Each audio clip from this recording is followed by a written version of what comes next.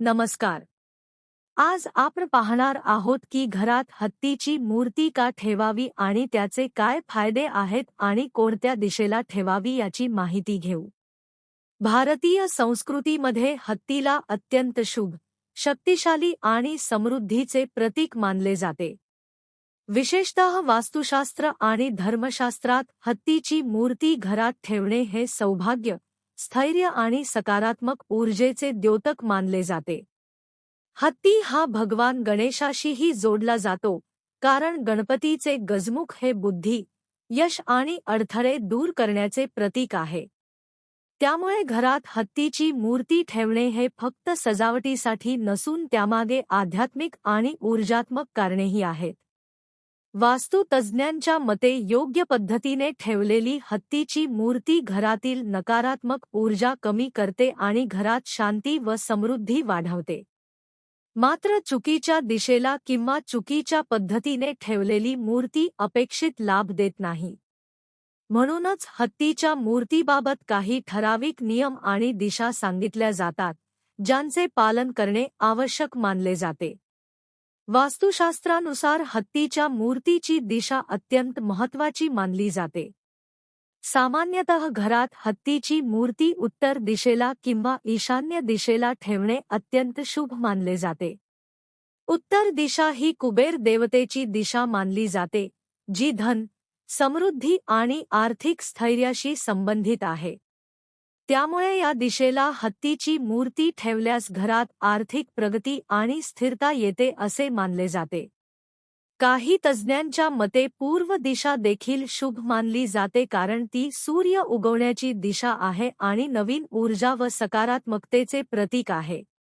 मात्र दक्षिण किंवा नैऋत्य दिशेला हत्तीची मूर्ती ठेवणे टाळावे असे सांगितले जाते, कारण त्यामुळे घरातील ऊर्जा संतुलन बिघडू शकते. दिशा निवडताना घराची रचना, मुख्य दरवाजा आणि प्रकाश यांचाही विचार केला पाहिजे. योग्य दिशेला ठेवलेली मूर्ती घरातील वातावरण अधिक शांत, सकारात्मक आणि समृद्ध बनवते असे मानले जाते.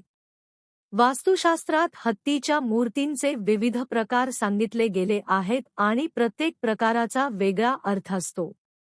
उदाहरणार्थ, दोन हत्ती एकमेकांकडे तोंड करून असतील तर ते प्रेम, एकता आणि वैवाहिक सौख्याचे प्रतीक मानले जाते. अशी मूर्ती घरात ठेवल्यास पतीपत्नीतील नाते अधिक मजबूत होते असे मानले जाते. सोंडवर केलेला हत्ती हा यश, विजय आणि प्रगतीचे प्रतीक मानला जातो. सोंड खाली असलेला हत्ती स्थैर्य आणि जमिनीशी जोडलेले जीवन दर्शवतो. काही ठिकाणी बाळ हत्तींसह असलेली मूर्ती ठेवली जाते, जी कौटुंबिक वाढ, संतती, सुख आणि आनंदाचे प्रतीक मानली जाते. त्यामुळे मूर्ती निवडताना फक्त सुंदरता नाही तर तिचा अर्थ आणि उद्देशही लक्षात घेणे आवश्यक आहे. वास्तुतज्ज्ञ सांगतात की योग्य प्रतीक असलेली मूर्ती घरातील ऊर्जा योग्य दिशेने प्रवाहित करते आणि जीवनात सकारात्मक बदल घडवते. हत्तीची मूर्ती ठेवताना काही महत्त्वाचे वास्तू नियम पाळणे आवश्यक आहे. सर्वप्रथम, मूर्ती नेहमी स्वच्छ आणि पवित्र ठिकाणी ठेवावी. ती धूळ, कचरा किंवा अंधाया कोपऱ्यात ठेवू नये.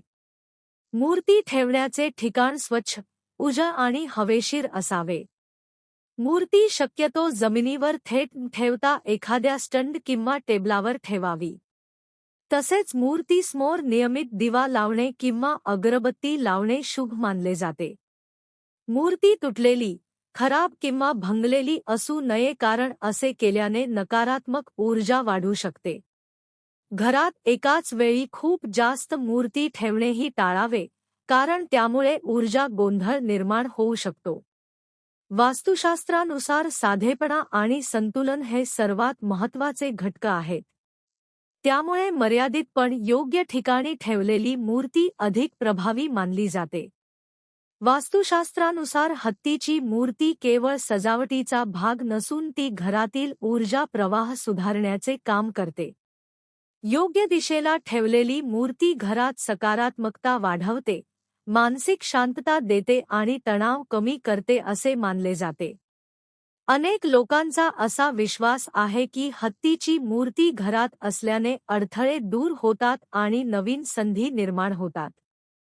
विशेषतः अभ्यास करणाऱ्या विद्यार्थ्यांसाठी आणि व्यवसाय करणाऱ्या व्यक्तींसाठी ही मूर्ती शुभ मानली जाते. घरातील वातावरणात स्थैर्य आणि आत्मविश्वास वाढतो असेही सांगितले जाते. मात्र हे सर्व परिणाम तेव्हाच मिळतात जेव्हा मूर्ती योग्य पद्धतीने आणि योग्य नियमांचे पालन करून ठेवली जाते. चुकीच्या दिशेला ठेवलेली मूर्ती अपेक्षित परिणाम देत नाही आणि कधी-कधी ऊर्जा असंतुलन निर्माण करू शकते. त्यामुळे श्रद्धा आणि वास्तू नियम यांचा समतोल राखणे आवश्यक आहे.